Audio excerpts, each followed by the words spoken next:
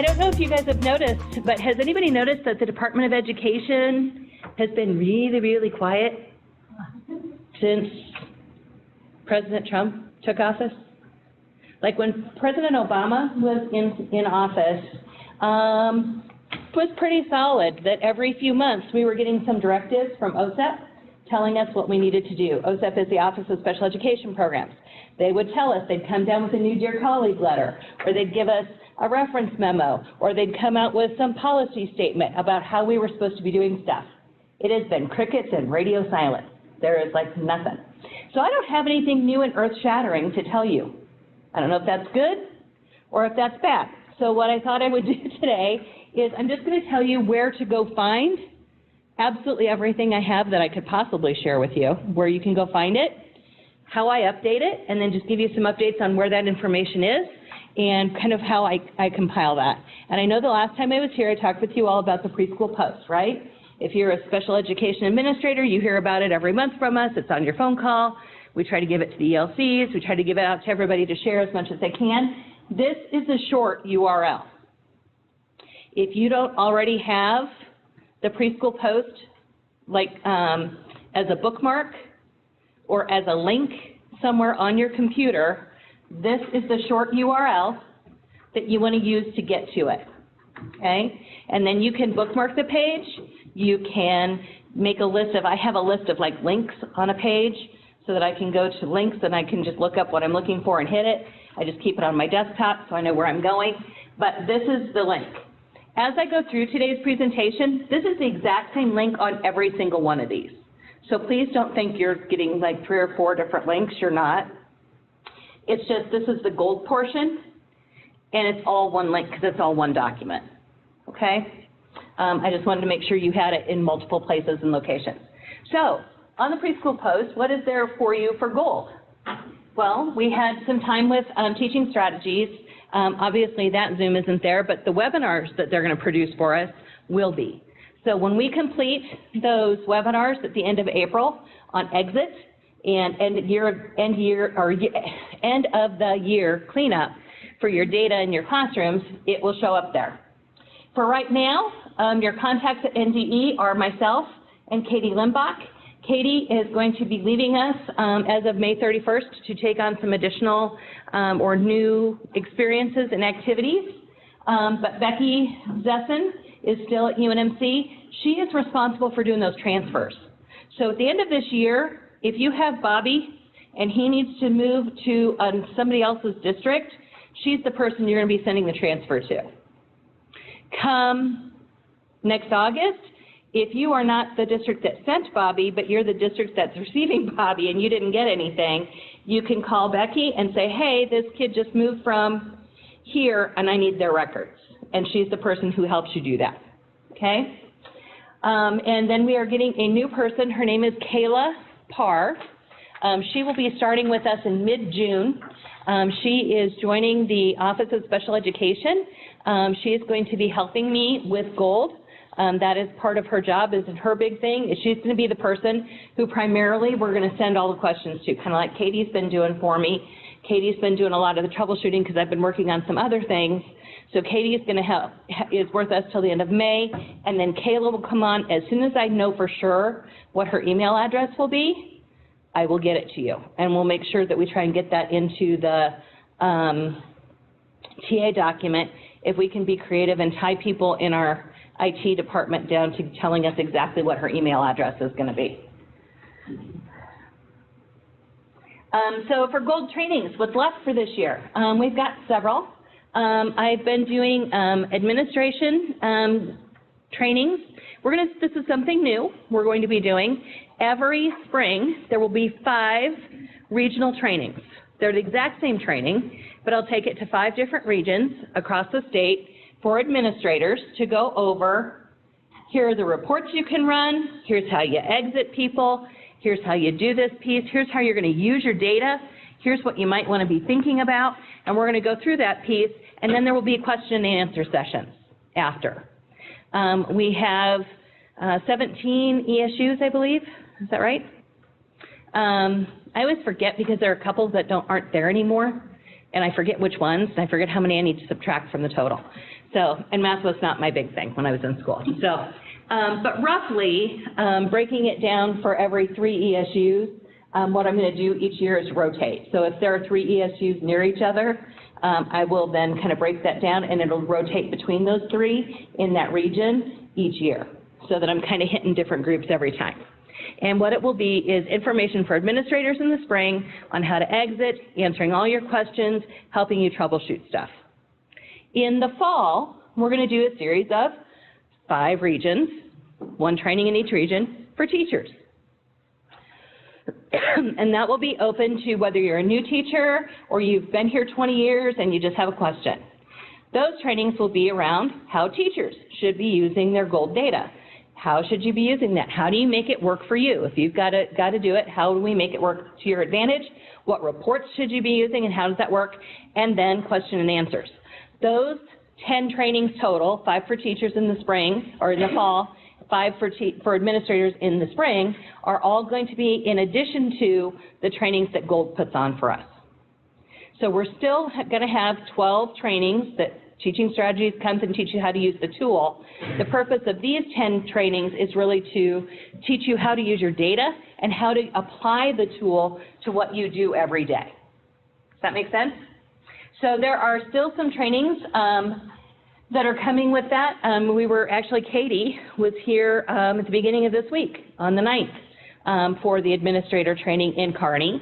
If you didn't get to that, but you think you'd still like to go to one, I will be in Wakefield, way up in the northeast corner of the state, on April 18th. I'll be in Milford, which isn't a horrible drive for you guys, on May 2nd. And I will be in La Vista if you wanted to go shopping or something in Omaha. I will be in La Vista because it's a half-day training.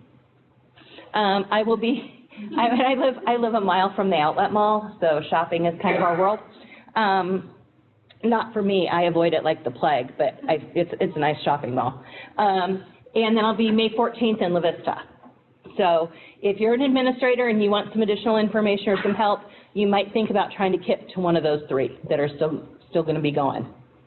And as Shauna said to you and I said, we're going to be doing the Gold end of the year exits trainings and webinars. There will be one for teachers and one for administrators, so be looking for that. The registration for them will be on this website. And if you go to Gold, if you go to the preschool post, when you go under Gold, it's basically just by topic. I put hot links on there to each of these. So you can just, if you wanted to go to the April 18th training in Wakefield, you would click on it and it takes you right to the registration page. I may not be super techie, but I have figured that part out. So I try to make sure that that is as easy peasy for you as it possibly can be, okay? Other Gold resources that are located in that location. You can get access to the Results Matter Technical Assistance document, which is a hot link you just click on. You can get your contact list updates. I get phone calls from people all the time. How do I know who the transfer contact is for Papillion La Vista schools? Who do I know to send my records to? Who am I making that request to? This is where administrators should go once a year and update this information for your own individual district.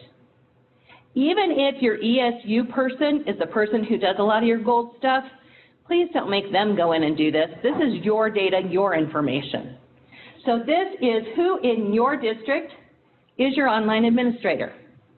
Who is it within your program that if something goes crazy and Teaching Strategies needs to get a hold of you, who's that person going to be? And so you can go in and you just update that. It's a fillable form. You fill it and it will automatically update it. If somebody retired or won the lottery, God bless them. If they win the lottery or something fantastic happens, they move to the Bahamas or whatever wonderful things, this is where you're going to go to change that information for me. When I get emails from people and say, can you please change my information on blah, blah, blah, we don't have the capacity or the manpower to do all of those, and I try my best to make that happen, but it doesn't always happen because it takes me going in as you to pretend and change your records, and it also makes me feel all kinds of oogie doing that. So There are links. All you have to do is click on it, and the form appears. You complete it, you close it, submit it, and it magically shows up on our list. It's easy peasy. We have the same thing for your transfer contact. If the person who's doing all your transfers wins the lottery and leaves, you can change that one. And your end of the year data verification. This is the person who Barb Jackson, who is our contact at UNMC, who does all of our data collection in June. This is the person Barb calls if you had 50 kids that you said were supposed to be exited and we only got records for 30, okay? And then Barb sends this person, this data end of the year data verification person, Barb sends them a note and says, oh, oops, we got a problem. You said we should have 50, there's only 30. We have to figure out where these 20 kids are. Or conversely, you said you have 30, there are 50 showing up on your list. Typically that is, you're affiliated with a Head Start, and those kids got put on your sheet instead of the other, or vice versa, and they ended up somewhere they shouldn't. So all of those are there for you. All you have to do is click on it and change it. There is a desk reference, both for Part C and Part B. It's a front and a back, if you print it that way. The front is what teachers should, is a desk reference for teachers. Here's what I need to do when I'm entering kids. Here's what I need to be thinking about when I exit, and it goes right through the steps on teaching strategies, and then the transfer contacts. So if you, as a classroom teacher, need to know you're sending somebody out of your district, and if it's not your online administrator who does that, if they're not the person who's contacting someone, you can find out who you're supposed to send the email to. Remember Bobby, who was moving? You could call them and say, oh, who is this kid? Bobby just showed up from Arlington. I need to know who I'm supposed to call in Arlington to get his records. And if you click on this list, when people update this, it shows up here. So that's how we keep that accurate. Okay? Are there any questions about that? That's like critically important. That should just be a once a year stop where people update that stuff. Teresa, go ahead. We were wondering where to update the administration stuff. Where was that on Gold? It is, you can update it within Gold directly on their sheet, but we don't get that. So like when you go into your program on Gold and you go through and it says, who are your program administrators? Only Gold sees that information. We can't directly download that information. So this is how NBE keeps track of who those Gold online administrators are, so that we have that, and then frequently we will cross-reference that with teaching strategies. Because believe it or not, sometimes there are administrators who leave a district and it doesn't get changed within Gold's system itself, and there will be a name of an administrator that is no longer there. Or there's no administrator listed within the Gold system, it's just the district, and then they don't have somebody to get a hold of. So that link for the online administrators is on the Google site. You just click on it and it will bring up a form to fill out. Okay? Thank you. Okay. Yep. The site is this one right here. It's on the Preschool Post. And it looks like a hot link. It's hot blue, or bright blue, has a little underlined line on it. You just click on it and it will open that form for you and fill it out. All right, so after the Gold section on the Preschool Post, and if you guys think of something that you want me to put on there, I put on trainings, I put on things that are new. If there's like a huge issue with Gold, like at the beginning of the year, I put a paragraph up there that just said, hey, we get it, this is a mess. I too am crying, this is not okay, we're struggling, here's what we're doing to fix it. I try to put that stuff up there as much as I can. And I update this at least once a month so that all the information up there is accurate. So beyond the Gold part, we have Pyramid. I'm pleased to say that we have 12 new programs that are taking off with the Pyramid model for social emotional development. Cohort 2 is a fantastic group of teams who are coming to the end of their journey.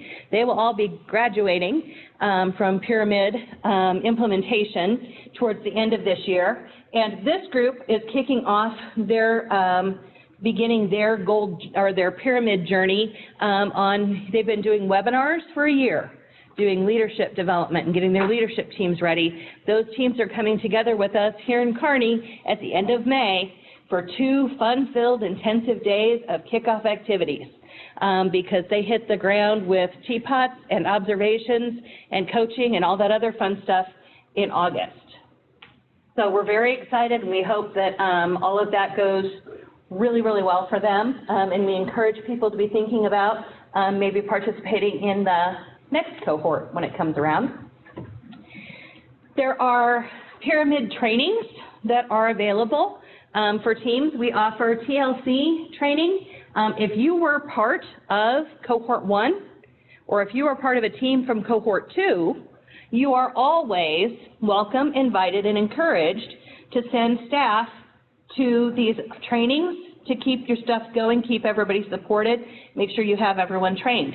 Because believe it or not, when teachers start in a school district, we don't always start in a district and retire in the same district. I know that will come as a shock and surprise to all of you, but that doesn't always happen, and people move and things change. People win the lottery and decide they're not teaching anymore. So if you have people who need to be trained and you're part of cohort 1 or cohort 2, there is a TLC, which is the Teachers Learning and Collaborating. That's that coaching model that we trained everyone on. There's a training for that at the end of this month. In La Vista, there's going to be PTRYC training, which is Prevent, Teach, Reinforce for young children.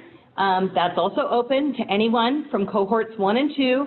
Those are those intensive interventions for kids at the top of the pyramid. And that training is taking place on July 10th. And then we will be offering Nebraska Early Childhood Coach Training.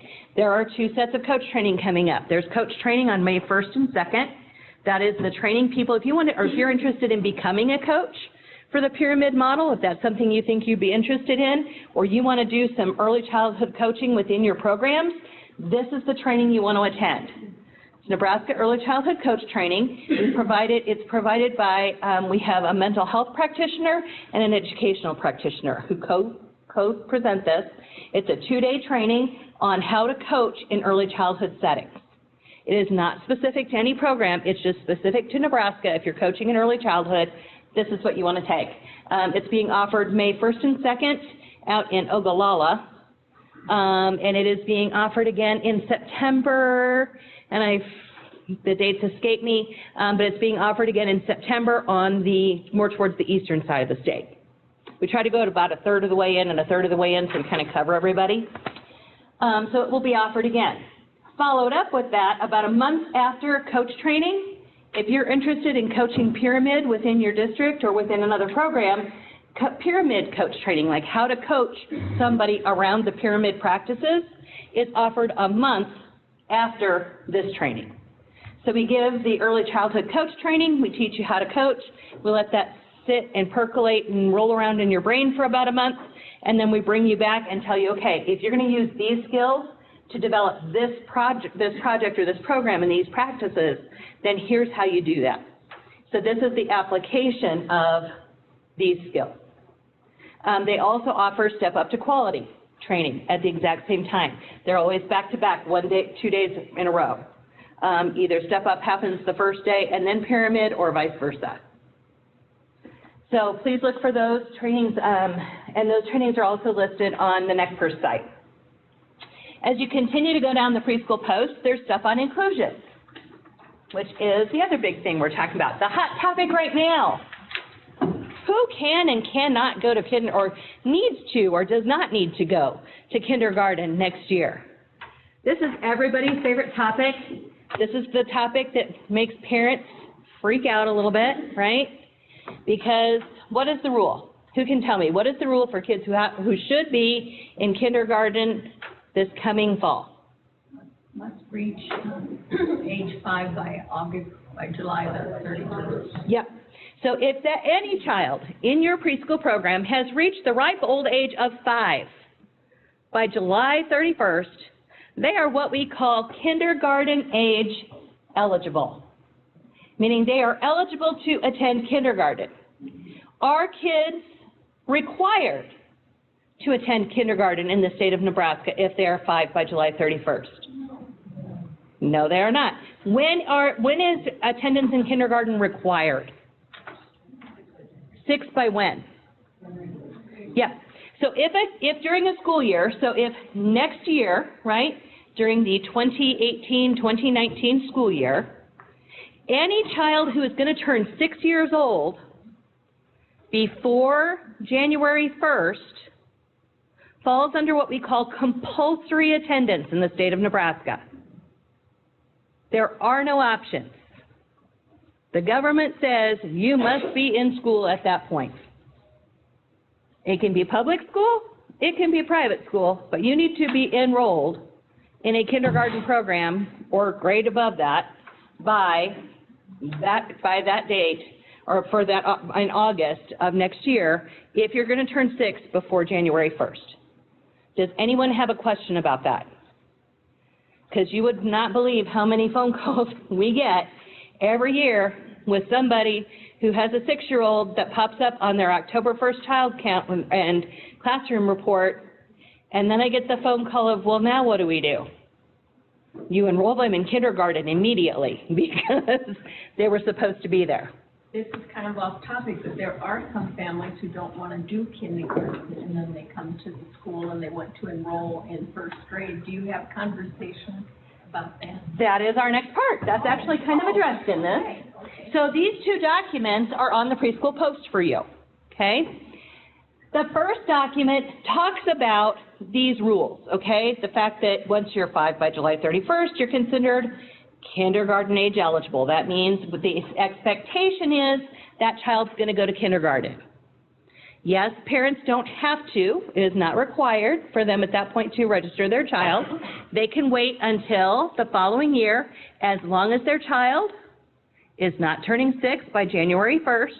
They have, for lack of a term, they call it the red shirt year in Texas, right, for football. That's like a term they throw around quite a bit. And so parents can wait that year. What happens if the child is on an IEP? Can parents just say, hey, I want to chill in preschool for another year because my kid's not going to be 6, I don't really want to go, or I'm scared, or I don't think they're quite ready. Can a parent say, I just want to chill in preschool for a 3rd year? Is that okay? It is an IEP team decision. Who said that? Awesome. It is an IEP team's decision. Because at that point, that kid under IDEA, under federal law, that child is supposed to be going where? Kindergarten. They're supposed to be going to kindergarten, which is the least restrictive environment for that child, because that's where the kids, that child's same age peers are going to be. And that is the big litmus test for the federal government. Where are that kid's same age peers going to be? What are they doing? Where are those kids? And that's where they want children who have a disability, is to be with the kids that are their peers. That's their expectation. So if that's the federal government's expectation, does that mean you can never have a kid do an extra year in preschool? Nope, because it's the IEP team's decision. So if the IEP team gets together and the whole team gets together, then you go to this document, which is the one about IEP development for kids who are kindergarten age eligible. And if you're considering or thinking about as a team, or a parent has requested that the kid not go to kindergarten, then the IEP team, which parents are a part of, that team has to go through a set of decisions, and they have to have a set of considerations, part of which being, A, can we make the needed modifications and accommodations to the kindergarten environment to enable that child to make progress with their same age peers? If the IEP team says, yes, we can make the modifications and accommodations that are needed in kindergarten, can you keep that kid in preschool a 3rd year? Nope. you have to be able to show that that would be the better environment. Now, if you get to looking at your kindergarten and there is absolutely no way you can make all the modifications and accommodations to allow that child to make progress educationally in the kindergarten environment, then can the IEP team stipulate that they want a third year in preschool if they can show that the modifications and accommodations in the preschool room will adequately address the expectations for that kid to either that year is going to make the difference to get them ready to be in kindergarten and be successful, or that you're going to be able to meet the educational criteria to get a kid ready to go for kindergarten. Then you have to, so if you say no to this, to kindergarten, we can't get it ready, then you have to back it up with why preschool is better. Where do you back that up and where do you document it? Huh? In the IEP. It's an IEP team decision, so you want to put it in your IEP that says the team has discussed this. Most typically that happens like when you're in your class. And then you give reasons for why you're going to back that up. And it covers you as a school district and an IEP team, right? Because you have delineated why your team made this decision. Now, if the IEP team decides, nope, we can make all the modifications, I'm going to throw this one out. How often do you think it happens that a district cannot make the modifications and accommodations to the classroom to make that an appropriate setting for a kid? Is that going to happen real often? Nope. Because you have to show that you've made effort. It's not about making the kid fit your program. It's about making the program fit the kid.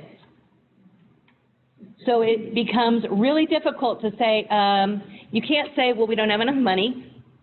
You can't say we don't have the staff. You can't say we don't have the right program. If that's truly what you're thinking, then you better find the program somewhere else, right? Because if you can't provide it there, why are you providing, how do you think you're going to provide it in preschool, right, for that level? Those are the questions you're going to get asked, so make sure you can back those up, right? But, so the IEP team, with the parents as part of that team, overall the IEP team says, nope, here are the things we can do. This kid needs to go to kindergarten. And the parents still say, whoa, I don't want to go. Then what happens? Parents, right? You don't have to go there, but you can't stay here. Well, yeah, right. You don't have to go to kindergarten, but we cannot serve you in preschool. And why is that? I mean, Because the money, the way money is set aside within the state, the money for that 5-year-old is intended to be sent to the tax dollars and et cetera, and federal IDEA funds are intended to be spent in a kindergarten setting, unless the IEP team has made another decision to override that. So if they haven't done that, then funding says that kid has to be here. So that's where that is. So then what happens? So you say, well, okay, you don't want that, that's okay, your kid's not turning, you do the math for the parents. Sometimes they forget when their kid is born, or they like to tell you they're born before that. I had a family that tried that once. I'm like, at what point did you think we wouldn't find out your kid actually is 6 at the beginning of December? It's kind of hard to fake your birth certificate. So that's where that is, and you're going to get in trouble with the Attorney General, not me. So when you get to that piece and a parent says no, please double check dates for parents so that you're giving them accurate information so that they know. If they're a compulsory attendance, they need to know that, okay? But it's out of everybody's hands at that point. You are going to some type of program next year, okay? But if that kid doesn't hit compulsory attendance, parents have a couple of options. And those options, shoot, I just locked myself out of it. Oh, yay. Okay, so parents do have a couple of options. First option, you are free to keep your kid home next year. You do not have to come to school if you don't have to come to preschool, and you don't have to come to kindergarten, right? You can't come to preschool, but you don't have to come to kindergarten. If you want your special education services and supports, you need to bring your child to school to get those. The school district is not responsible for transporting your child to school to get those services, because your kid is supposed to be where? In school. So the school district isn't responsible for providing the transportation unless you're like super nice and do that out of the goodness of your heart, which is your option. You can do that. Just remember, whatever you do for one kid sets a what? Precedence and kind of an implied policy for your district that if other parents hear about, they will do what? They'll expect the exact same thing. So be really careful how you set that. We don't care at state where you do what you want to do, but you have to stick with whatever you decide to do. Because what you do for one, you're implying you have a policy or procedure for all, okay? Unless you can come up with a rubric or find a way to defend why you do for one and not for others. And that's a you thing, not an us thing. So that parent can bring their kid to school to receive the special education supports and services that were planned out on the IEP as if the kid was going to go to kindergarten, right? You're going to still provide those supports and services to the child, but the parents are bringing them to you. What happens when the parent says, that's okay, I work all day, I can't bring them back and forth to school, I can't do that, so I'm not going to bring them. And then what happens?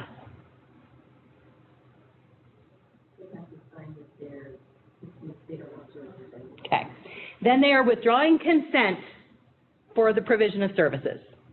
They basically withdraw their child from special education services and say, we understand you are offering us a free, appropriate public education in the child's least restrictive environment, but we are declining that. We don't want it, thank you very much. They basically withdraw their child from services. So then the kid goes away for a year and you don't see them. What happens when they come back? They're now going to be 6 by July 31st, so they're going to be of compulsory attendance that next year. So what do you do with them when they enroll next year? They have to be retested. You have to go through the whole thing over again. So make sure that parents know that before they sign and say, no, thank you, I'm withdrawing from services. Make sure they understand that if they choose that option, it is their right, they can do that, but if they choose that option, they then have to go through the whole new MDT, referral process, all of that stuff starts over day one when they enter kindergarten. And if they have a kid who was borderline on whether or not they were identifiable, they run the risk of that kid not qualifying. So all of that information is up there. So you have the kid who's, did I get to your question then? So then that's where parents are, and that's what they have to do. Does anyone else have questions about any of that? That is in both of these documents. They are written for you. They are not written for parents. They were intended as support and guidance for school districts, but you can use them as a way to at least show a district or show a parent, hey, this is what we have to do, and this is why. That kindergarten letter goes through all of the IDEA and state statutes that apply to this,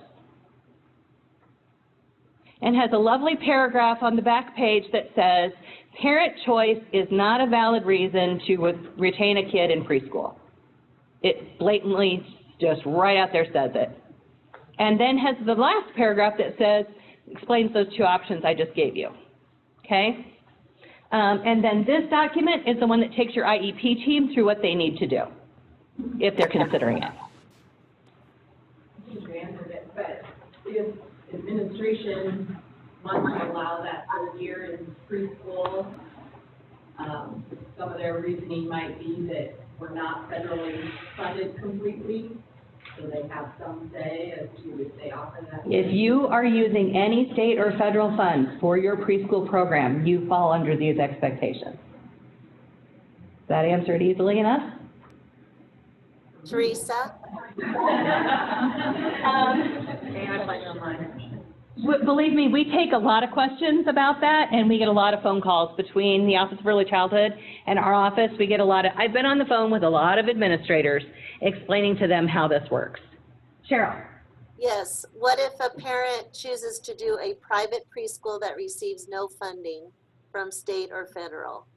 but the child is on an IEP. What's the district's responsibility? The parents, it's the same as if they went to ABC Education and Care. If the parents decide not to take the kindergarten supports and services that your IEP team laid out, and they want to go to a private preschool, like a High Fives program, do you have High Fives out here? Yes, no? Okay. In the Omaha area, High Fives is a really big thing. It's basically a whole bunch of kids whose parents said, we don't want to send our kid. They're kindergarten age eligible, we don't want to send them. So they call it High Fives because you're old 5-year-olds, basically. And they do like pre-kindergarten prep that's harder than or more rigorous than general preschool. And they're generally private in those settings, and then they send them there. A parent can do that.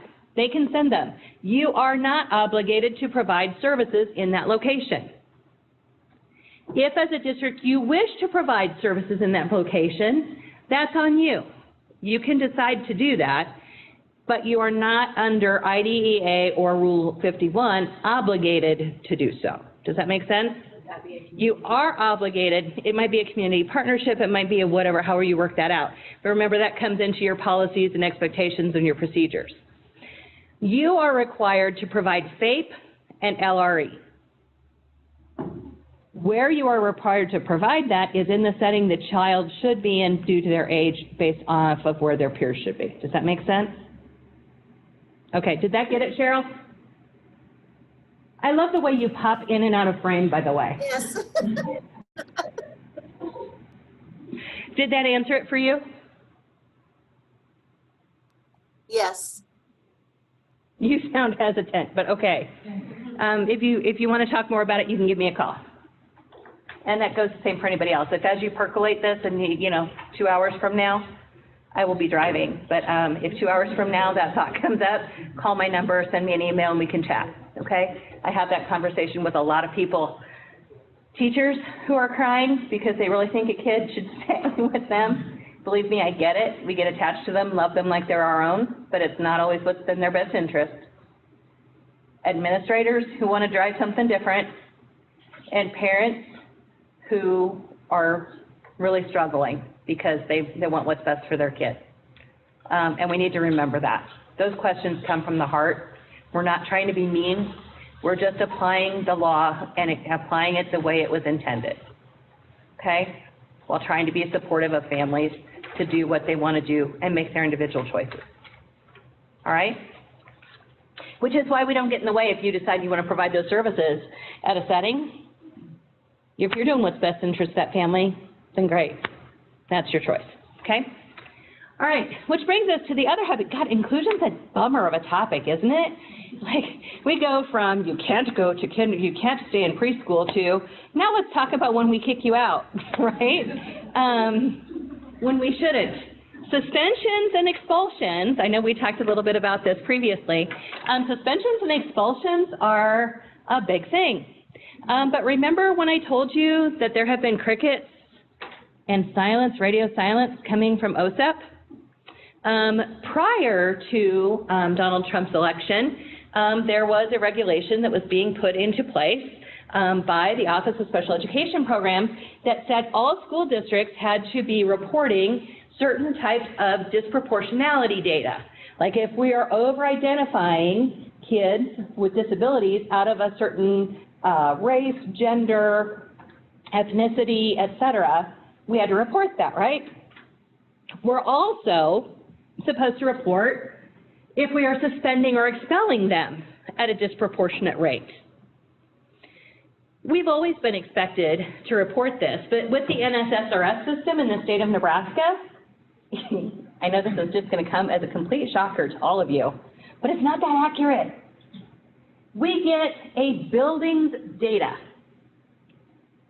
This elementary school had 4 in-school suspensions, and it had 3 out-of-school suspensions.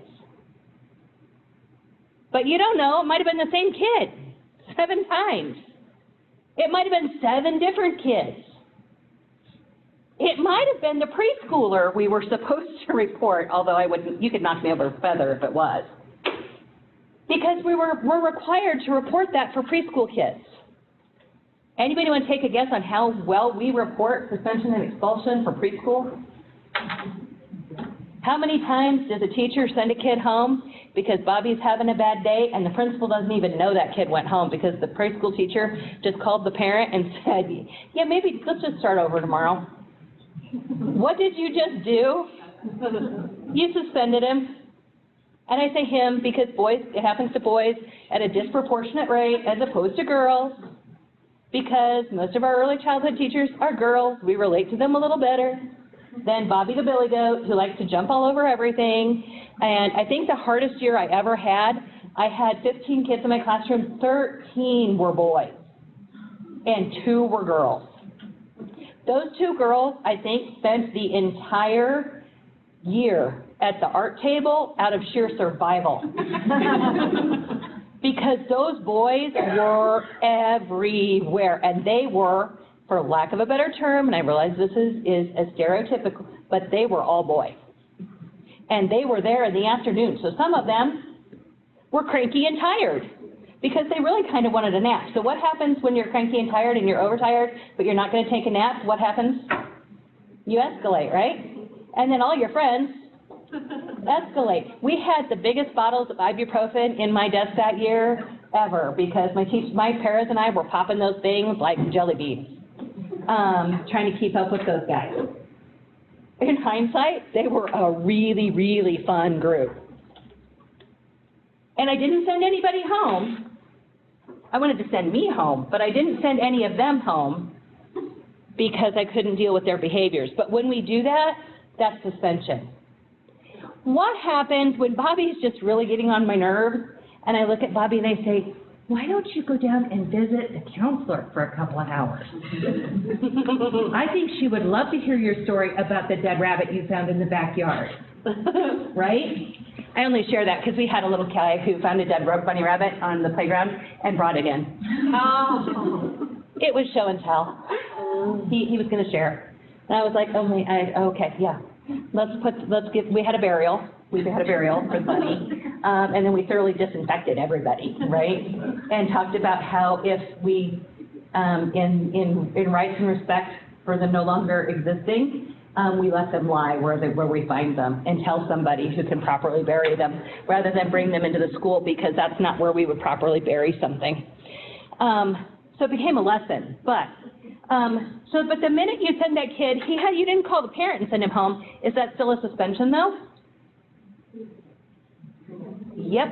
Anytime a kid is removed from the general learning environment and the activities that anybody else is doing, that's suspension for a significant period of time, or for a period of time, or for discipline purposes.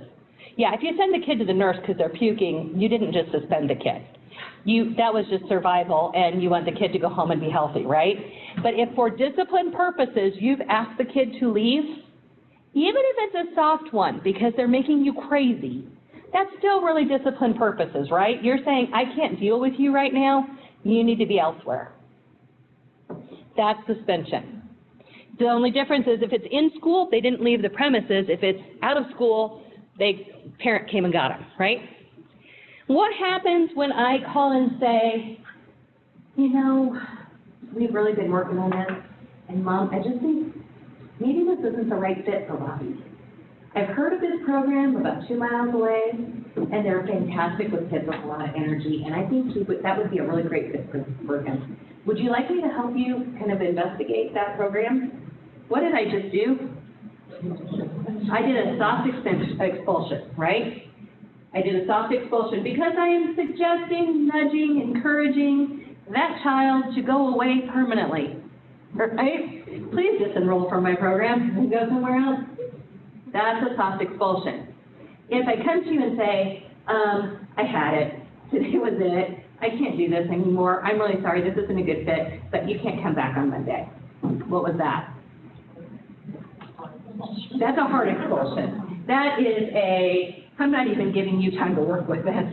You're out. And we're done. Going back to the in-school suspension, how does that work with like PTRYC and the use of a recovery room?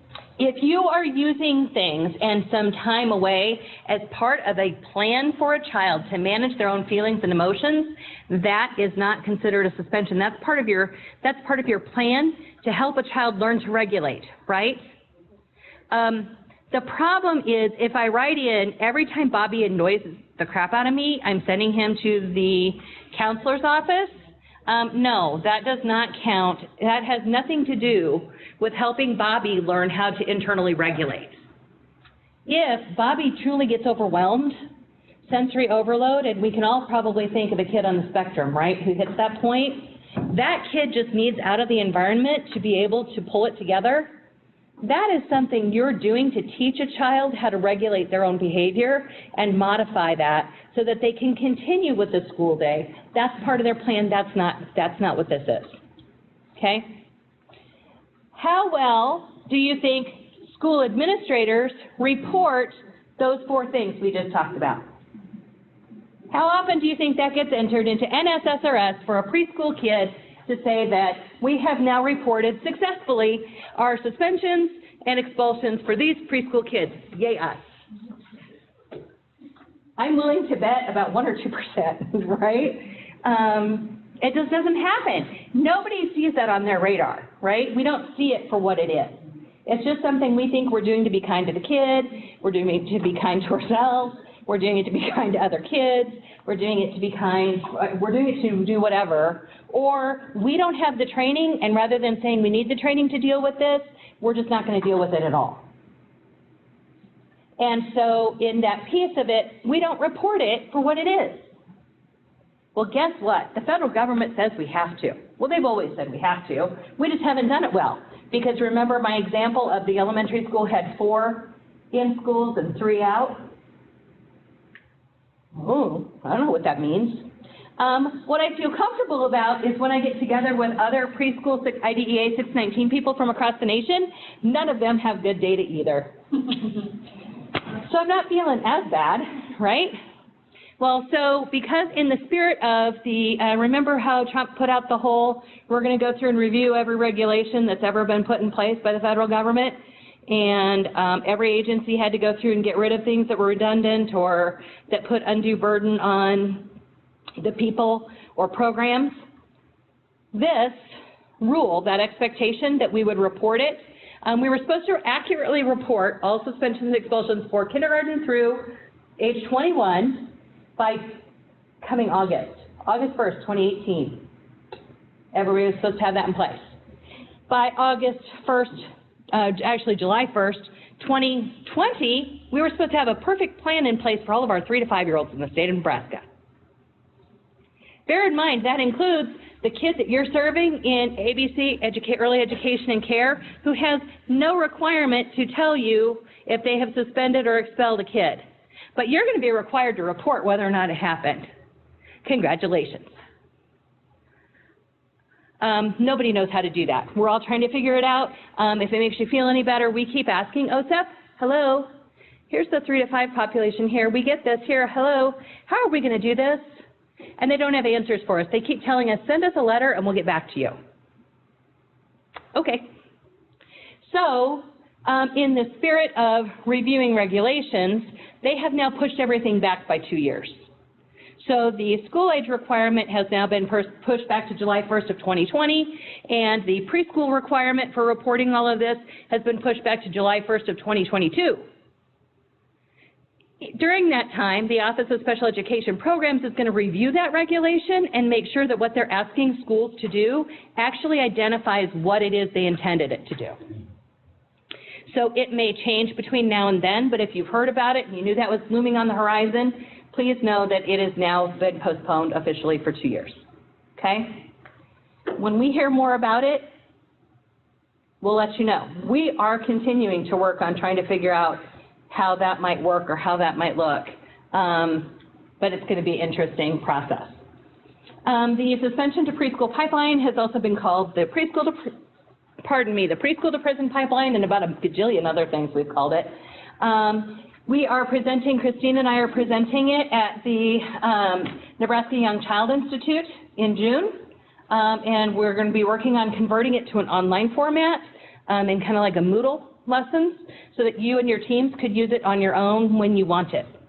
So it would kind of be an on-demand thing, and I'm hoping maybe by August we can get that done. Are there any questions about the really fun topic of suspensions and expulsions?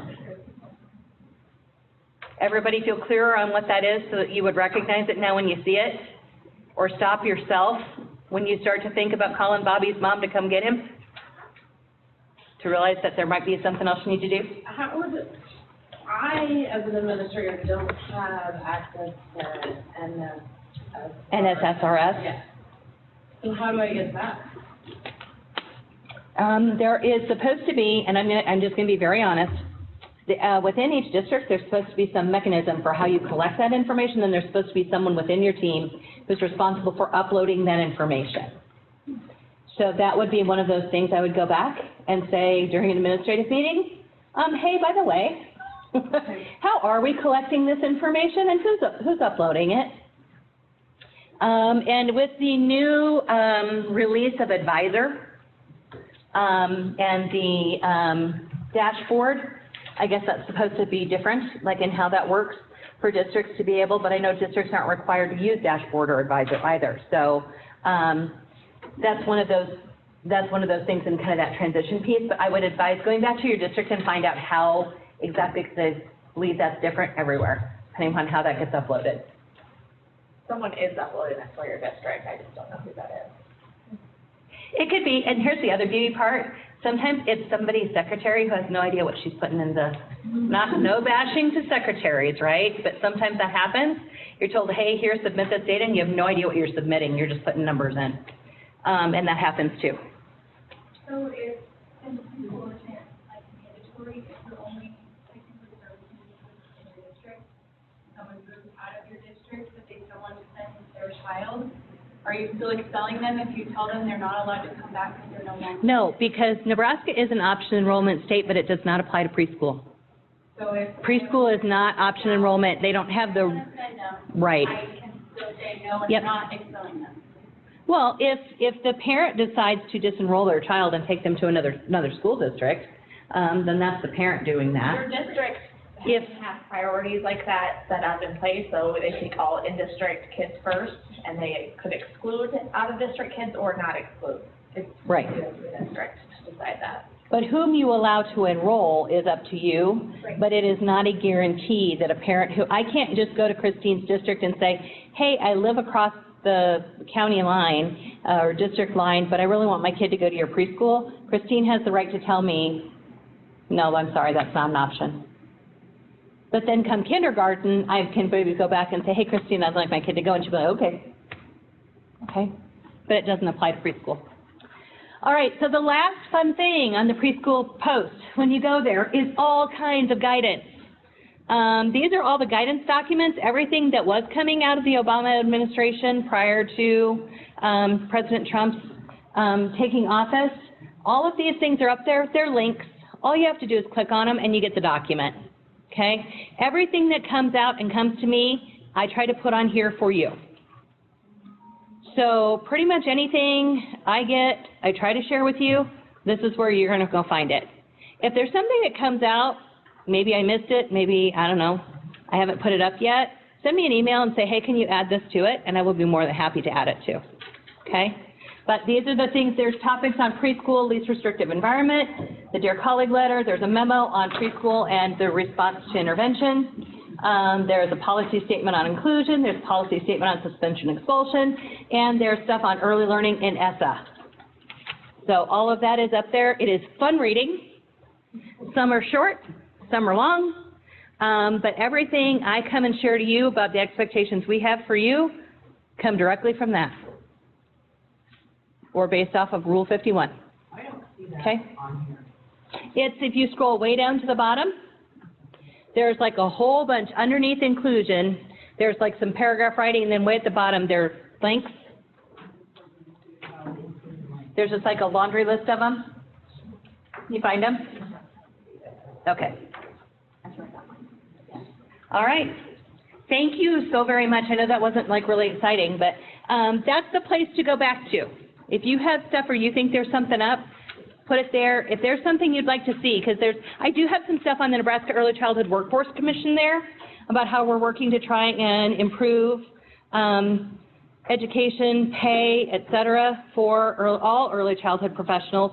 There are links for that at the bottom of it as well.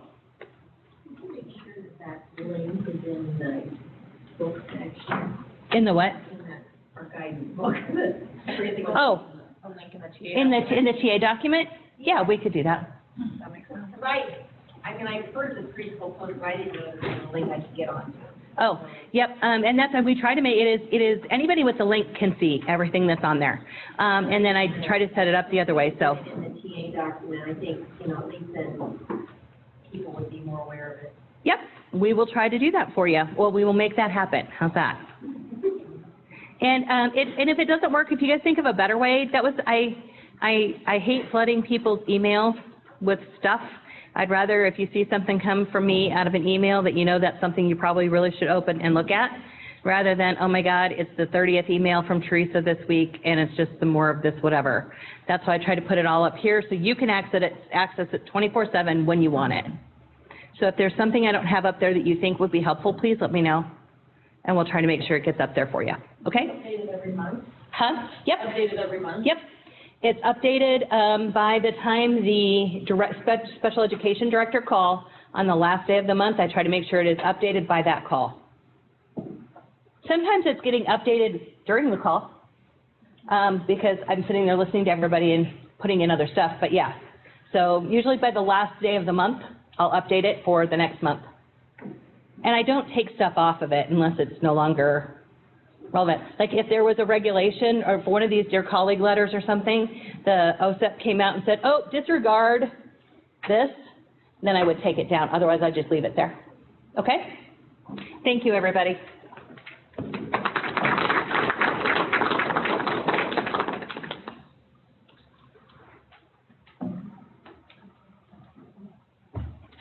All right. So there were also some other handouts. You had her PowerPoint and a handout, and we also had a couple other pages that Roxanne so kindly printed. The first one that I want to share with you is this early childhood report. So every year, more than once a year, we hear from districts, well, what are you doing with our data anyway? Look, we do something with it. Everything that comes from you goes out in a state report. So each year, we use all the data from across the state, both ECHRS, class, gold, everything, to compile a report that goes to legislature to help increase funding and those kind of things, to let them know kind of the status of early childhood. This is the first year we did a one-page, so it's a front and back, at a glance, in addition to our full long report that sometimes as you start reading you get bored and you quit and it doesn't actually happen. So we decided to put it in a little bit easier format, and then for those who are really intrigued by it, they can go click on the long link that's on the back page to get more information and to see the whole big report. So we were very excited about that, but we're hoping to, in the future, utilize this. We're hoping districts start utilizing something similar to this to share their results, so that way you can look state-level data and then district-level data for your kids in your settings. That's kind of a big picture goal, is utilizing what we have on file at the state and helping you at the district level kind of go, okay, here's the whole state, here's us, here's who we're serving, how our kids are doing, how our classrooms are doing, all of those pieces. So just wanted you to kind of look at this just to see that, yes, your data is being used. We do use it for something. So yay, it's not just going into a computer somewhere and never to be seen again. So it is useful. I was going to say it right before I started. Linda really did retire on December 31st. So I am the sole person for Roxanne's region, ESU's 9, 10, and 11. There's 3 people at the department in the early childhood office currently. Katie Limbach is leaving at the end of May. That leaves 2 people in the early childhood only office. We do have interviews for at least one of those 2 positions. So it's looking like we'll stay at 3. We don't know if we'll hire a 4th person. remember that funding piece that we're trying to get more funding for early childhood? We want it at the department level too, so we can maintain our staff, so we can keep providing the TA to you in such a great manner, I'm sure. But we want to be able to keep doing that. So I tried to keep Linda as long as I could. I tried to twist her arm and do all these different things. She still said no. She's retired and loving it. And I ran into her a couple of times, and she has no desire to come back and be your TA person. So you should all, let me give you her personal email, her personal cell phone, so you can call and harass her at home. The other piece that I wanted to share with you, so we kind of looked at that statewide data, and this is all from last year. This little snippet is the ECRS 3 data that was compiled from the fall, so just the fall observations. And this past year, we really focused on our grant-funded classrooms as well as any new programs. And so these are the results from the ECRS 3 observations from the fall. We were very excited, and maybe some of the districts are excited too, that not only were we able to go observe them one time, if they weren't meeting 5s across all areas, we got to go back to the districts in the spring for a second observation. Yay, they were so excited to have 2 observations in 1 year rather than just the 1. But the whole point was we wanted to use this to work towards increasing quality in those classrooms. And I know there are some people who are in this classroom who've been observed once. I know there have been people in this group right here that have been observed twice. Would any of you care to share how it has gone? Either opinions along the way, thoughts about the process in general?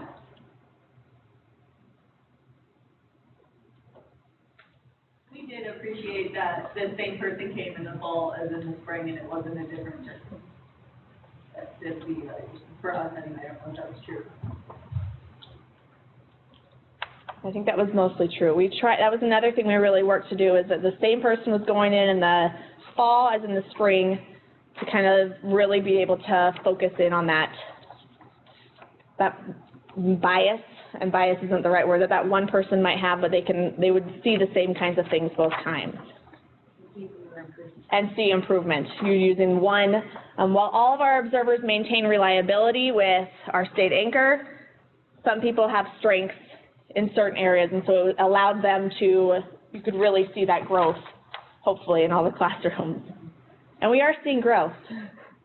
It's kind of an unavoidable situation, but one of the observations of the teacher was, happened to be, she was called out on an abuse situation, during observation, and then also had a substitute para in the classroom who was, looked at for the interaction, whatever. So it was a downer for her, that particular time. But that's good if you come back a second time, so she has an opportunity. But that happens all the time, I'm sure, with, you don't see how it is in the best of times. And right. So that's another thing to think about, is the whole point of these observations. Yes, we are there, and we are talking to those grant-funded classrooms, and we are wanting to increase quality, and we tell these districts who have grant funding that you need to be increasing quality. If you're not increasing quality, there's a chance that we might be taking grant funding away because we want to fund high-quality programming. But we also know that it is one day, one time, and it might not be the same. I talked to some districts last year, and I joked with them saying, or they felt they felt cheated, because on that day of the observation, this went wrong, and this went wrong, and this went wrong, and if you would have just come back the next day, and I said, well, would you like us to come observe every single day? They didn't want us to come every single day. But at least looking at it on 2 different dates, you would hope that both dates, that crazy things don't happen. Yes, they sometimes still do. Yes, there's still those flukes. Yes, Johnny's going to get sick on the day, and yes, you're going to have a hard time meeting that personal care routines because there's vomit everywhere and they're walking through it and all those pieces. Or the fire drill goes off, or you're doing all those pieces. We know that that happens. And so to look at 2 different points in time, if there were issues in both points, both of those observations, it allows us to think that there might be some more deeper reasons for those kind of scores, and allows you to look at it and be a little bit more intentional. I was talking to a district, And their whole thought and their whole process with talking to their teachers was, you don't think you're going to get ready for the observation. This is what you should see on any day in your classroom. So if you get rid of that stigma of, oh my goodness, I'm being watched, and yes, that's hard to do because you have an extra set and they're writing down absolutely everything and they're not saying anything, so you don't know if it's positive or negative. The whole point of the observation is to be as intentional and make every single moment count, no matter what. So when you try to think about it that way and try to look at the big picture rather than those minute details of, I didn't say anything about taking care of the environment today, that means I don't get a 5 in science and nature, I only get a 4, those kind of things. Try to look big picture. We will, again, for next year, be focusing on our grant-funded classrooms and on our brand new programs and working to increase quality in those. We're very excited that out of the 244 districts, I believe, 210 have early childhood programs in their schools. So we're almost at saturation. And so that's really exciting. We just need to really work towards high quality in those situations. When you look at these scores, I want you to go ahead and take some time within your group and talk about what we can do either at a state level to help work towards increasing, or what you can do district level to help increasing, and just kind of talk a little bit about it, just a couple minutes, and then we'll have some share out for ideas or ways that we can really look at increasing scores. When you look at these, we're very close to that 5 in all the areas at state level data, so that's very exciting.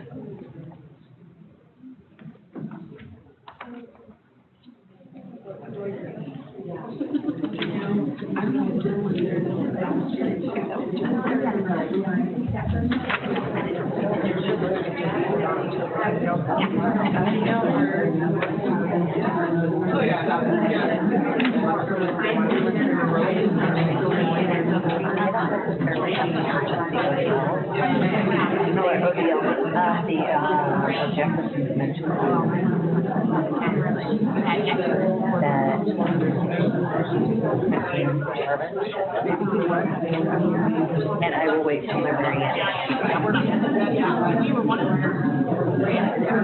The other thing I wanted to show was the graph for the early learning guidelines.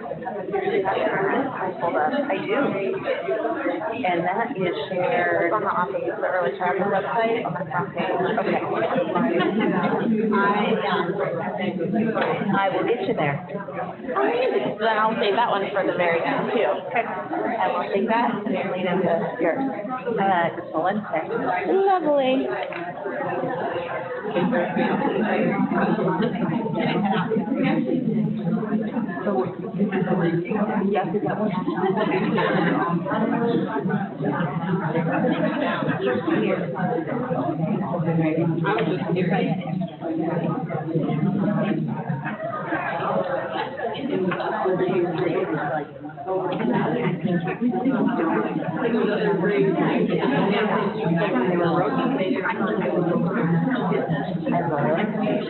They've covered it for free, right? If there's no, if you have to go to their courses to find a course, you have to come here.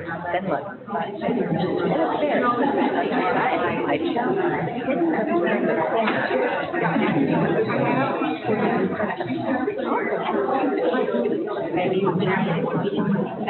I One more minute.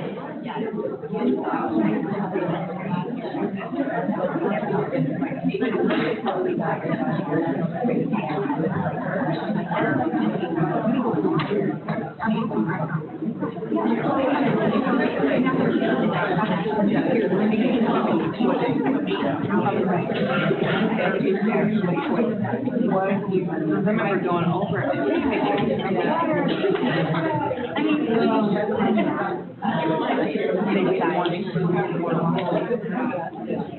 mean, They wash their hands.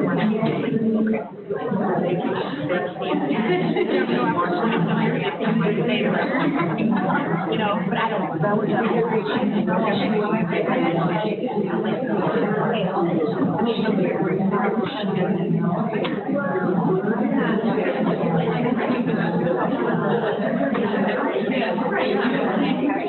All right, I really hate to bring your conversations to an end. If I could have 3 people share ideas. We have 3 different ideas. Share back out that you talked about.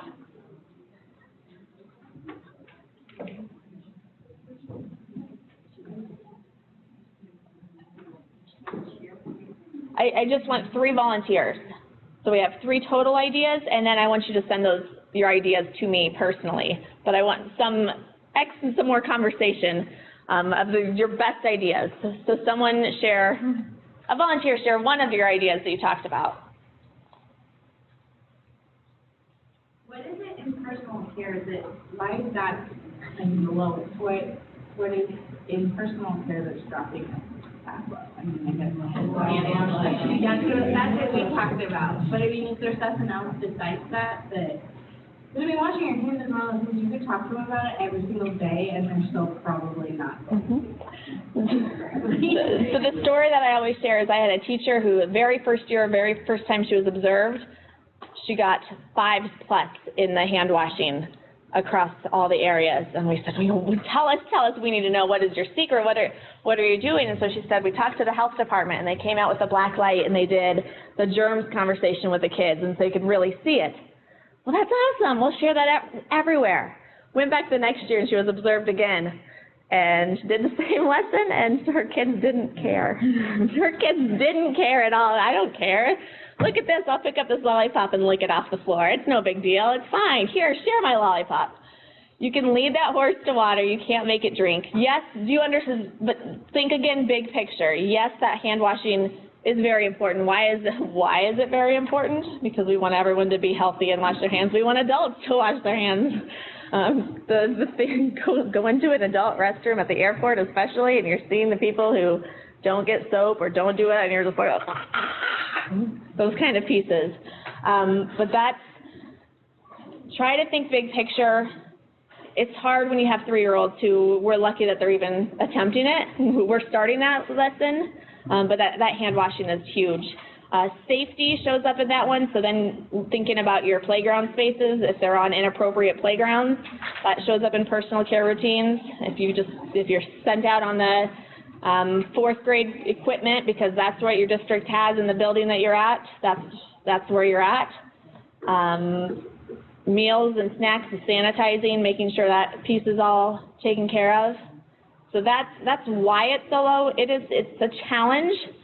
When we're looking at it at a state level, yes, we're striving for that 5, but we also know we don't live in the world of Eckers 3 authors where everything's that perfect bubble that we're going to make sure if we don't get a 5 in that area, we understand we're still close enough to the classrooms that we still get how hard it is to make that happen. But don't stop teaching that hand washing.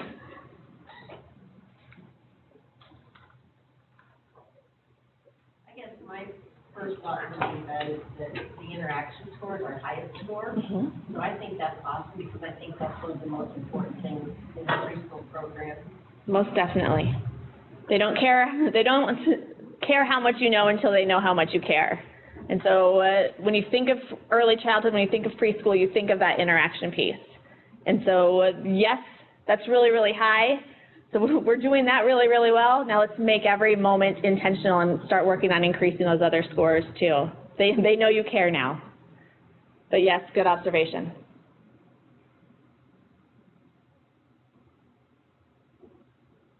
One more report out.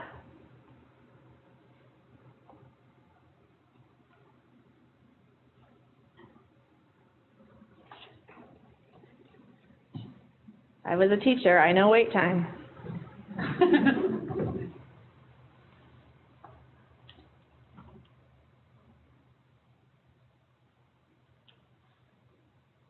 Not necessarily to do with the numbers, but we talked, she's done the introductory class to Eckers, and I said I did the one where you went out into someone else's space with an actual evaluator.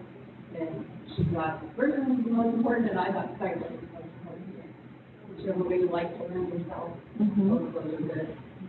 Excellent. So both of those, the next one is that item analysis, and Roxanne mentioned something about item analysis. So that's when you sit in a room, basically with all the people who are observers or who want to be observers, and you look at every single indicator. It means this, not this. If you see this, it's not okay. So that's that next piece of, I really want to understand this tool. Now I'm going to sit and hear exactly what the people who are going around with their clipboards are looking for or not looking for. So that's that next piece. So yes, there's a lot of benefit in each of them. And some of them said it wasn't until I went to that item analysis that I actually got it. There's lots of different opportunities to help learn the tool. We don't want to teach to the test what the test, it's not a test. Linda Myers would come over here and strangle me. I just hear it, I said that. It's not a test, but we want you to know what the tool is assessing you on. And if you don't know that, it makes it hard to know what you're supposed to be doing. High quality is still high quality, so work towards that. And what we're doing at the state level is we're creating some professional development based on some of the concerns. We sent out some math professional development to our grant classrooms that was in form of 3 20-minute PowerPoints. Our goal is to turn that into a Moodle online course to share it widely, and so you can actually get certificates for that time, both in child care, paras, teachers, any of that professional development piece. We're working on one in math. We have one sent out in play. There's something in interactions that should be coming, but like I said, our goal is to put it into that online forum, so it's not just a sit 20-minute PowerPoint of listening to us talk, a little bit more interactive. So we are using the data to try to increase quality. The next thing I wanted to talk about was Rule 11. So we've shared with you before the changes in Rule 11 and how it went. It was supposed to have gone and been signed, and everything was supposed to be taken care of. There was enough language changes in the past when we took it for a hearing that we had to wait and rework some of the equivalencies for home visitors. But remember that the big changes in it were having equivalencies for home visitors, much like we have the equivalencies for paraeducators, and increasing clock hours of professional development from 12 for all staff that are engaged with children to 15. And remember that those professional development hours can be these 2 hours. They can be any of the amazing things that Roxanne sends out in her newsletter for those clock hours. So our hope is that it will go into effect for the 18-19 school year. We're not guaranteeing anything, so work on your 12 annual hours and you'll be okay until you hear otherwise. The next thing, I just want to have a couple more discussions and some reminders. One reminder is in Rule 11, your school district is required to provide a meal or a snack. That means USDA guidelines. Provide, as in the parents shouldn't be paying for their school lunch for these kids. You can have a sliding fee scale for your program, and that sliding fee scale can help cover the cost of your meals, but the school district is required to provide a meal or snack that meets USDA guidelines. That is through Rule 11, and that's current Rule 11. It's always been there. It's just been a little wishy-washy on what provide means. Yes? So if you're providing a snack, can you charge for lunch or not? Like if it's an all-day program and they're there and you're providing, you have to provide the lunch. You must provide at least one meal or snack. And I'm just going complete rule. Check with your legal counsel for interpretations of this. One meal or snack. Yes, you are required one meal or snack that meets USDA guidelines. So can it be just the food for the snack, or does it have to be the food and the nut? So USDA guidelines, if you're talking a snack, you need to meet the components of having at least, I think snack is 2 of the food groups for USDA requirements for a snack. So it could be milk, it might not be milk every day. So does that mean parents should not be bringing snacks, like if we do like snack friends, once a week, parents should not be paying for that if that's the only thing that they are getting at? If you do not have a meal, Right, correct. So they don't get the lunch school should provide the meal or snack. for that, all of it. So if they get both, then the school must be providing at least one of them? That is what rule states. It's a tough one. Kara. That has to be within the school day, so for example, if they come, our school day starts at 8, but if they come at 7:30 for free breakfast, does that count? Or do we then have to provide a snack between 8 and 11 when they're preschool? So during your 8 to 11 preschool, you should have something in your school day. We have a lot of free and reduced lunch kids, is that, you said what, sliding fee scale? Does that count, or is that entirely separate? So it can be one and the same. So your sliding fee scale can incorporate your school lunch costs. And so if your school lunch cost is $2.50 for a kiddo, I don't know if that's still the cost, your full price kids would pay $2.50 for the program for that one day. The reduced price would pay whatever that reduced amount is, and your free would obviously pay nothing. And so your sliding fee scale, like I said, it can be combined with that lunch to help defray costs. It doesn't have to, but it can. So if you're charging lunch costs, but you say, we have a free program, you really don't have a free program because you're charging for that meal. The school district needs to provide the meal. The sliding fee scale is an okay thing. You can charge for your preschool. Those costs can be used as your cost of preschool. Does that make sense? I think this is something that hasn't changed. I just don't think anyone's ever gone, wait a second, provide. That really means that piece. So that also comes across in your Eckers observation. I had conversations with a couple of teachers who said, but this is a snack that they provide. I'm not going to add food or add to that meal or that snack to make it USDA. Rule states you should be providing a meal or snack that meets USDA. So yes, you still should. Another thing with that school lunch is the school lunch program received new guidance over the summer, and that showed up in a lot of our Eckers observations in the fall. Preschool children should no longer be served chocolate milk unless they are being served chocolate milk at lunch with the rest of the K-12 population. So if they're eating with them, then it's okay.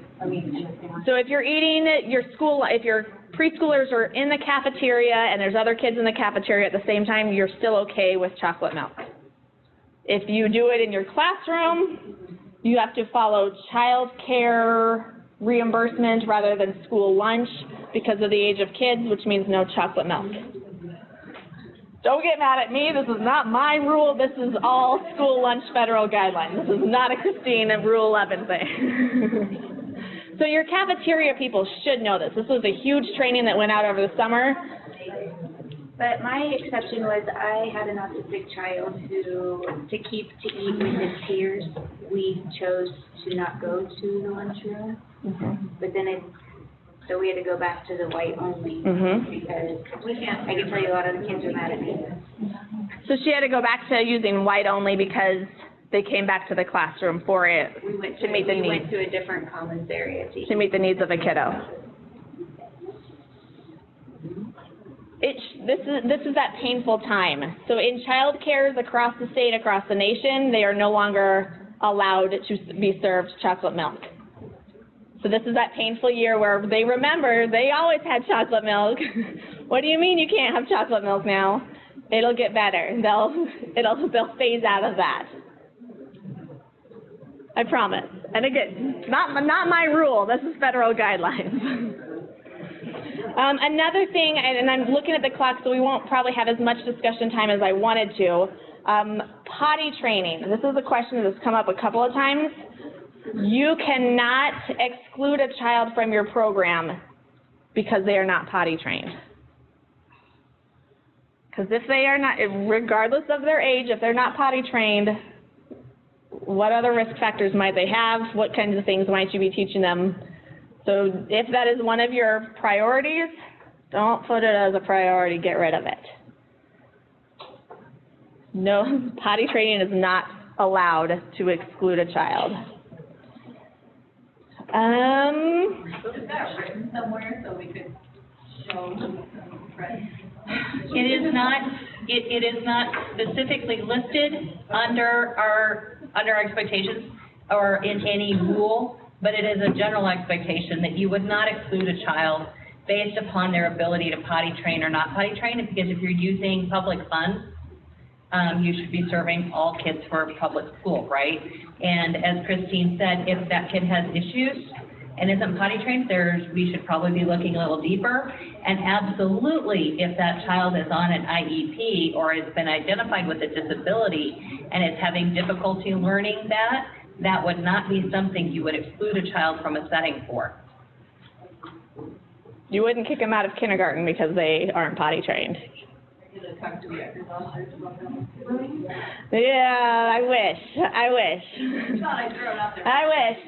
So Eckers 3, in case you weren't aware, if a kiddo has an accident, regardless, you're automatically at a 2 in toileting and diapering. Because that's under our control, you know? Perfect world in Eckers 3. Repeat what you just said. In Eckers 3, if a child has an accident during the day, no matter how many times you've taken that kid to the bathroom, even if the bathroom's right there and they have free access, they could go. You all know preschoolers, they get busy. Perfect world. That one's tough. All right, another one that I wanted to kind of discuss and remind you about are home visits.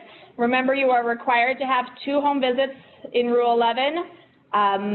Parent-teacher conferences are not required. However, family development activities like parent-teacher conferences are required. So it doesn't have to be parent-teacher conferences. It could be your family nights. It could be those kind of pieces.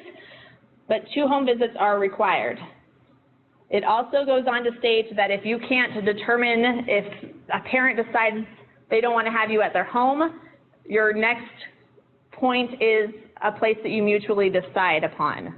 So we kind of want school to be that last option. We know that it still will happen, and that's what's where they want to, but we're trying to get out of the school situation, out of the school for these home visits. You're wanting them to be in the home or in a community location, libraries, parks when it gets nice, because it's going to get nice at some point, right? Those kind of locations. Home visits are required. First choice is in their home. Second choice, a mutually agreed upon location.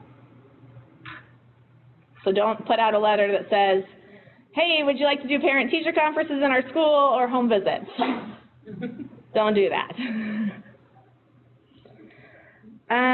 Transitions into kindergarten. That was one thing that I was kind of hoping we could talk about, but we're running out of time. So be thinking about how your kiddos are transitioning into kindergarten, what kind of things you are doing at your level, how you can include kindergarten teachers at their level. I know I've shared this with some districts, but some districts have gone to taking kindergarten teachers out on that second home visit, especially Can we do that? Oh yeah. Oh yeah, please do. Yes. That's a great handing of the torch to that kindergarten teacher so they can meet the family. The kiddo can relate to those. It's a fun one too, because then those kindergarten teachers get to see these kiddos in a place that's not at school. And you see a whole different side, as you are all well aware, when you go into their home and meet the families. The fifth thing is, if you haven't already, please follow the Nebraska Department of Education Early Childhood page on Facebook. Go check us out. Button on the top row.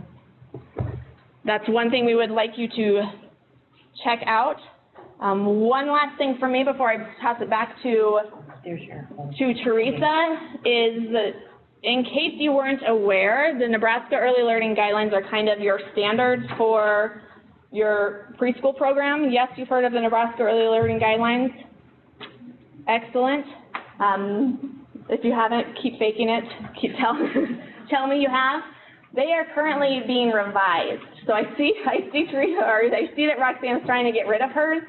The draft is currently available on our Office of Early Childhood website on that very front page. You scroll down,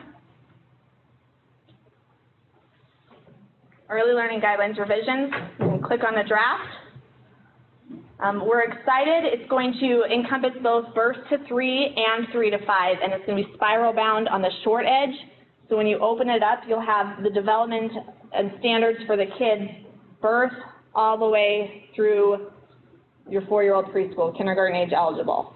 And then with links to the kindergarten standards or resources, everything has been aligned to kindergarten K-12 standards.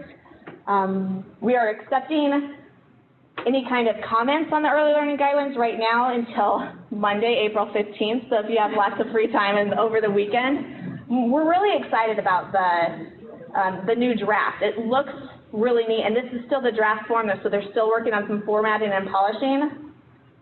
Go a little bit faster so you can get down to. So here's the social emotional.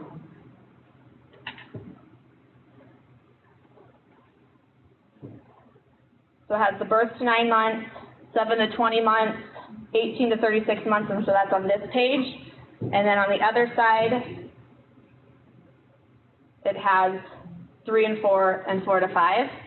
It includes vocabulary to kind of help professionalize the field, cooperative play, conflict resolution skills. So within the standard or the indicators, you're seeing the things that the student should be able to do. These are still the widely held expectations, so that part hasn't changed. But we're calling them the Early Learning Guidelines Standards for Development.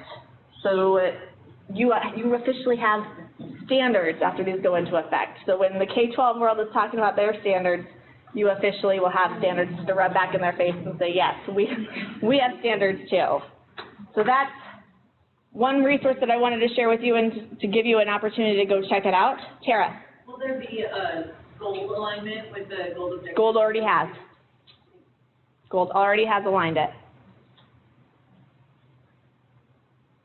Is there aligned with any other programs like creative curriculum?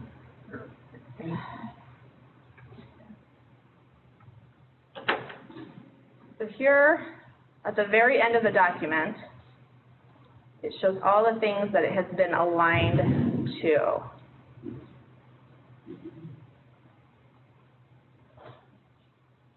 So it aligns to the previous ELGs, the National Education Goals Panel, Teaching Strategies, Goals, Objectives, Dimensions, and Indicators, Head Start, Child Development, Early Learning Framework domains, the K-12 Standards, Rule 11, and Child Care Licensing. So those are the areas that we've aligned. So when you're talking to when you're working with those kindergarten teachers to transition these kids, this is another piece to go, look, in our social emotional development, we're working on your language skills that you're working towards your kids, the kids go to that next.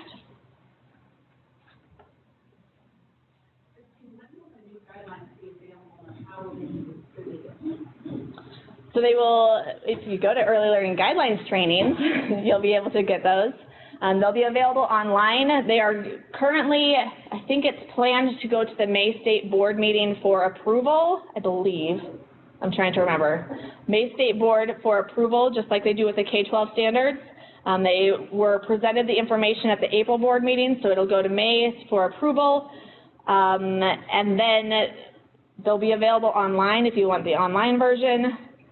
I'm not sure how the printout, the rest of it will come. They will be at ELG trainings.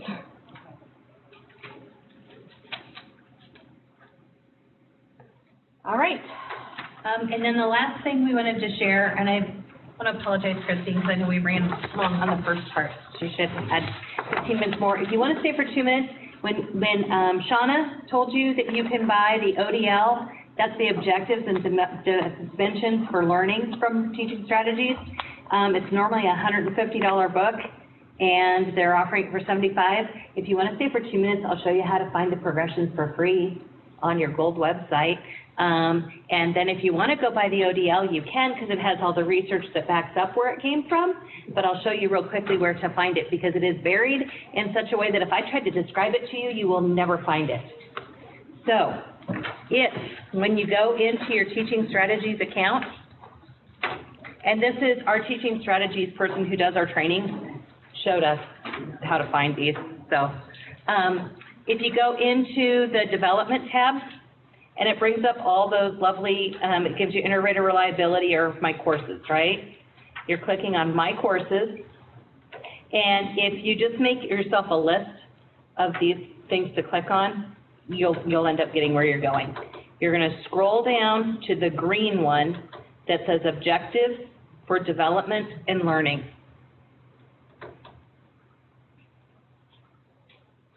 If you click on it, it comes up with a whole bunch of other circles, right? So if you look at all of those and you go down to the one, or find the one that says Exploring the Objectives, over on the left-hand side.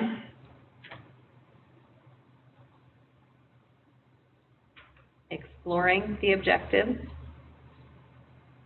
We're going to click on it. Inside there, at the very bottom on the left, there is one that's called the Progression for Birth through 3rd grade. Do you see why I told you if I told you this, you would never, ever remember?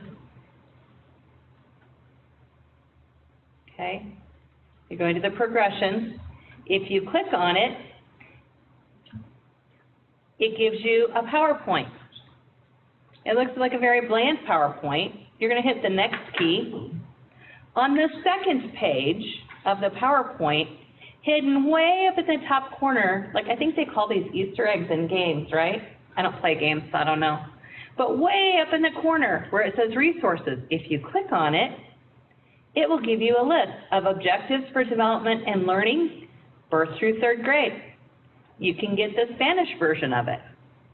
You can get the Progression for the Objectives for Development and Learning, or you can get them in Spanish. I already opened them. The Objectives looks just like this. It's a printed list that will tell you exactly what objectives and dimensions there are. And then if you click on the Progressions, does that look familiar to anybody? It's the front cover of the book. And then it takes you through and shows you exactly what colors along the progressions are for each objective and dimension. And when you get to the bottom, you've got the actual levels with the examples, with the color band, so you can know what it is. I don't know about you, but when I was in a classroom and scoring mine, I had this printed and laid out with me all the time, because then I didn't have to scroll on the page. I didn't have to scroll on the other things. And you can download this to just keep it on your desktop, or you can print it. Do they still have the list of activities? They have a shortened list of activities. You can get to the activities. It's within the Teach. No, it's not within Teach. It's within. I think it's within the family. If you go to the family part, there are some in the Access the Resources library. There are some of those activities, but you don't have as many of them as we had access to before. You can't even click on them for documentation. Not with the way this is. The way they've got it set up now, they really want you to buy their curriculum, so that you can, if you buy their curriculum, then you can click on those things and include them within your lesson plans and the other pieces. These, they're still making them available to you for an idea, but you can't import them as easily as we used to, sadly.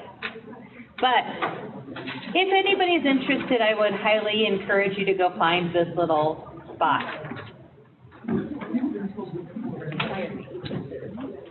All right, we thank you guys very, very much. If you guys have questions about things, let us know.